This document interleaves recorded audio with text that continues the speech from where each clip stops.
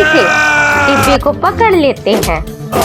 कालू कौवा और पापा चिड़िया के बीच खाने के डिब्बे को लेकर छीना झपटी होती है। छीना झपटी में थक हार कर एक बात की बात है, सुबह की सुंदर किरणें रानो चिड़िया के प्यारे से घर पर पड़ रही थी।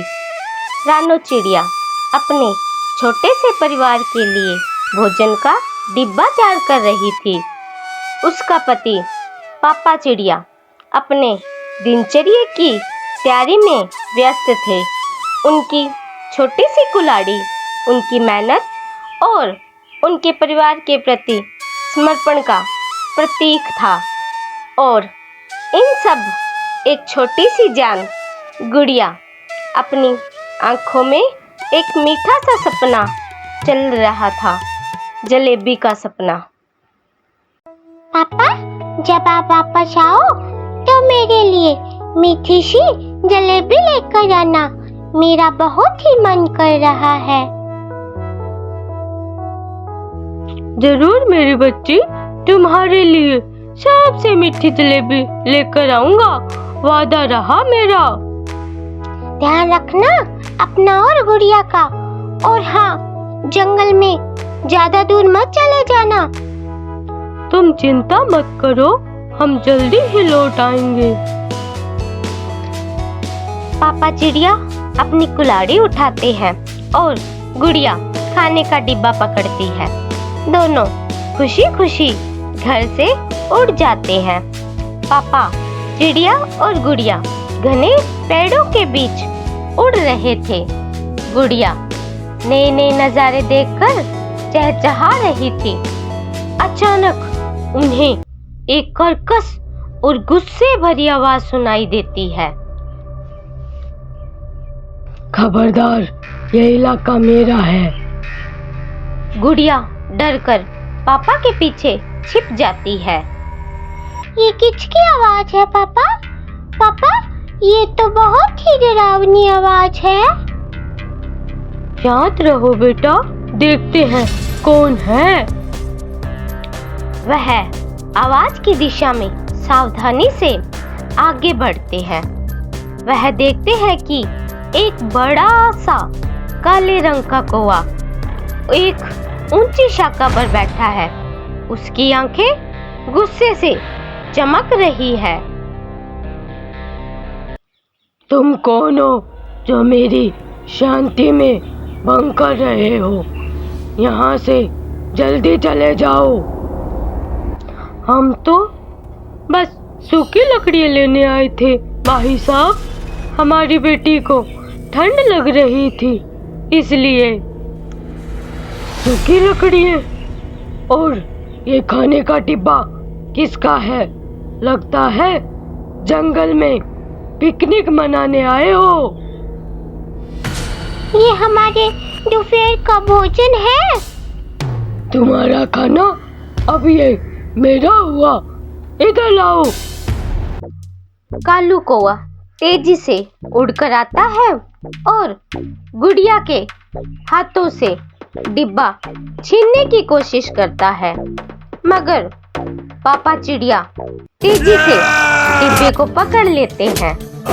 कालू कौवा और पापा चिड़िया के बीच खाने के डिब्बे को लेकर छीना झपटी होती है। छीना झपटी में थक हार कर पापा चिड़िया डिब्बे को अपनी पीठ पर रख लेता है।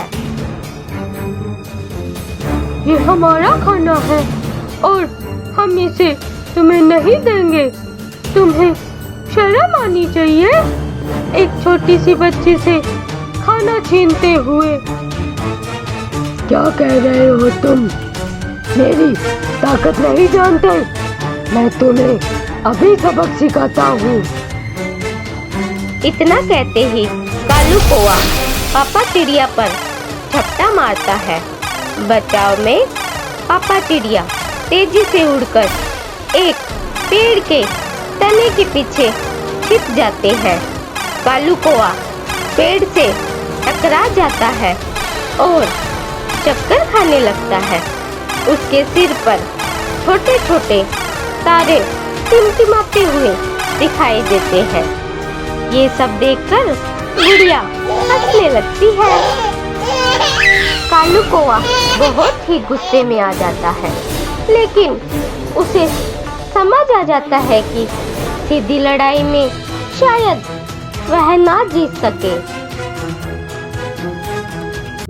ठीक है, मुझे तुम्हारा खाना नहीं चाहिए, लेकिन अगर तुम इस जंगल में लकड़ियां काटना चाहते हो तो तुम्हें मुझे एक पहेली का जवाब देना होगा।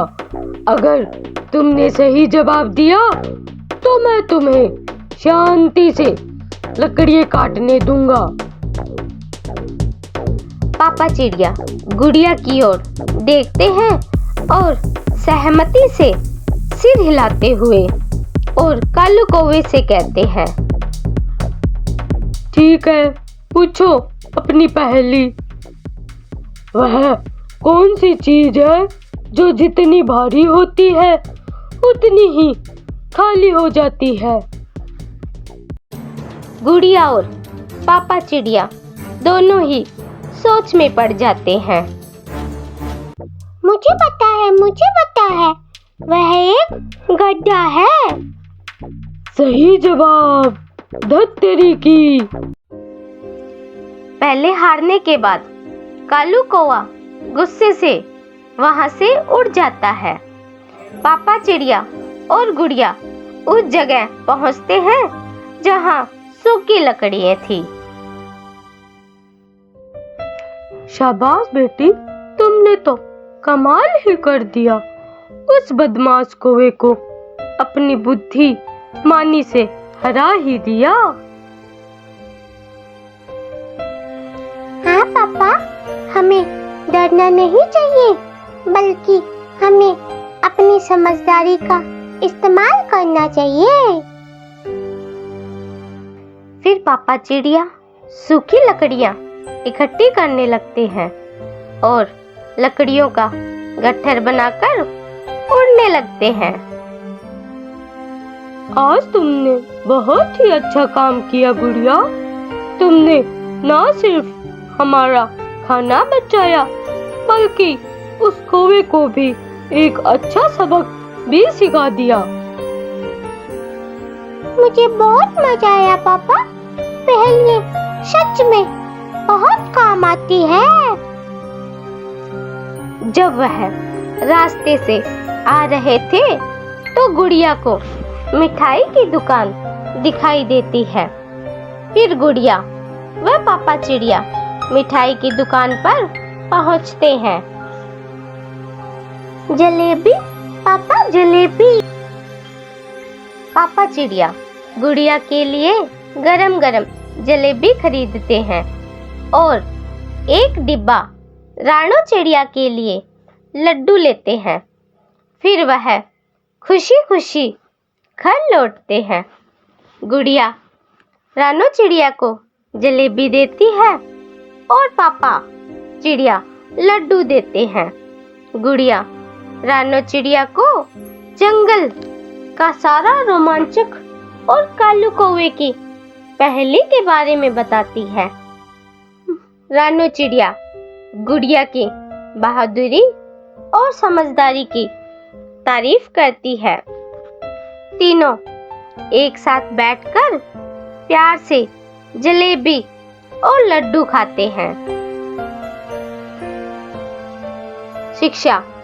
प्यारे बच्चों, इस कहानी से हमने सीखा कि मुश्किल समय में डरने की बजाय अपनी बुद्धि और साहस का इस्तेमाल करना चाहिए।